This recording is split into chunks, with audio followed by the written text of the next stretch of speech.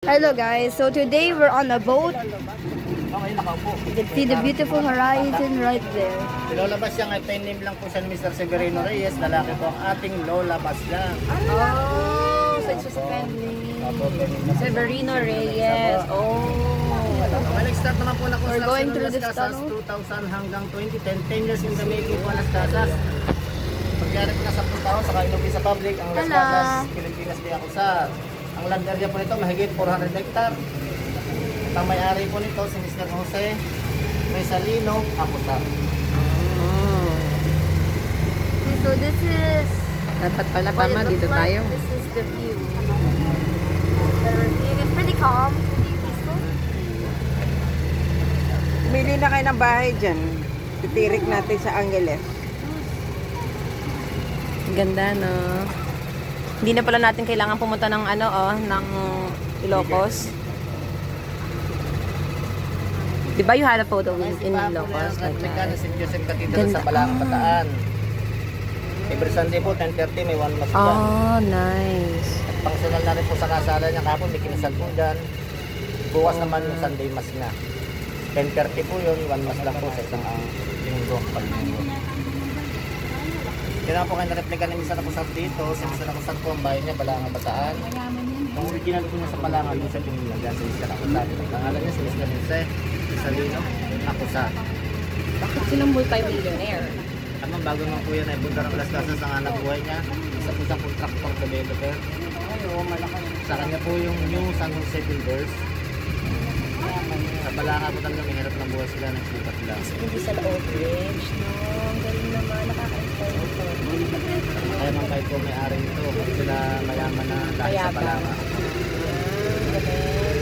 Okay, yung bahay po natin lahat dito, 63, 41 dyan ang original, 22 ang replica, mas marami po ang original. Hindi pala sa galing niya. Ang isang original pong bahay, sa pinanggalingan niya, pipicturan, mamarkingan na nambiran bago siya mabaklasin na maingat. Dadalhin po yung materialis dito, saka siya na tayo re-restored. Pag natayo na po yung bahay, yung magiging pangalan niya, yung pinanggalingan niyang lugar. Anong probinsya niyo, ma'am? Pampanga. Ay nako, anin po ang Pampanga dito. Nag-transfer marami. Isa-isa ko tuturo sa inyo, kaya lang meron doon sa heritage tayong Candaba, Puno. Pero dito, tuturo ko sa yung mga bahay na dadaan natin. Ito sa kanan natin, Casabinyan, Trambinyan, Laguna. Trambinyan, Laguna po ito yung La Bella Teodora, Italian restaurant dito.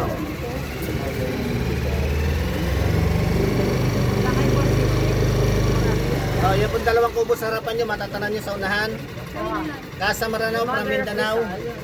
Father ni Rizal. Lola po. Lola ni Rizal. Ang may-ari. Yung dalawang kubo sa harapan nyo, kanan. At kubo, Casa Maranao, from Mindanao, bahay siya ng dato. Sabino Ilacoa po ang may-ari niya, si Sabino Ilacoa. Galing, no? Caleb, nice, no? It's really nice, the view is really nice. Yes. Malaki sila yun. May pan na, Kasi na po mamipaan nyo sa unahan na kasi nakasubsub po tayo.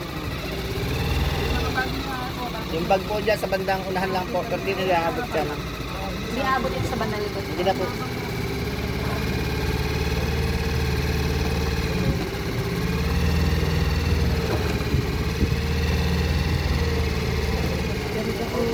Bahay na yan dato. Ito mami, makita sa gilid sa may dingding ng bahay ng dato, may painting na tatlo. Nakabalagbag at tawag po dyan panulong. Yung panulong, ibig sabihin ng panulong, ang nakatira dyan, pag may panulong ang bahay ng Muslim, dato. Dato yan. Sabi ko nga kanina, Mayaman na yan. sabi ko nga, si Sabino Ilacoa ang may-ari ng araw niya sa Mindanao, Marawi, Mindanao. O, dito sa kanan natin na to, ma'am, itong ilog na to dito dumadaloy. Simula sa bundok ng Mount natin, palabas yun ng dagat, West Philippine Sea, ang fresh water. Nagkukumbay sila ng tubig dagat. Brackish water naman sa English yan. Dito naman sa Las Casas, sa Bagak, tinatawag siyang alabang, kombinasyon ng alat at tabang. May mga isda sa ilalim. Yes, ma'am. Meron. Dyan, may Oh, ipon. yeah. Kaya lang, bawal ng huli. Bawal ng huli. O, sa kanan natin, yung katabi ng kubong green. Ito yung white na bahay. Nasa New Manila, galing siya ng New Manila, Quezon City. Ito po yung registration area dito. Diyan po kayo dumaan. Check later po kayo, ma'am. Diyan kayo dumaan kanina bago pumasok na resort. Later kayo dito ngayon. Opo. Ito sa kaliwa. May mababanggit ako ito sa lugar nyo. Sa pinakadulong puti, nakita nyo, tapat ng kahoy. Yes po, that po. Ito. Santa Rita, Pampanga. Oh, Santa Rita, Pampanga. Yun, tapat yung puti ha. Opo. Kaso Kanina na- mo bahay yan? Pagdating Wala pa kaming history ma'am dyan ha. Ngayon, itong green na bukas sa bintana, Tugigaraw Cagayan. Kasunod yung maliit, Bonita, dito lang nila si Bonita. Yung pang-apat, sa lugar nyo, San Luis, Pampanga uli, yung green. So, hindi talaga tayo mga Pampanga na ganyan. Meron nandito, ano bahay yan na, paupa na siya rito ngayon. Pampanga. Korental na siya, kwarto-kwarto na yan. Kahit someone's calling. Well,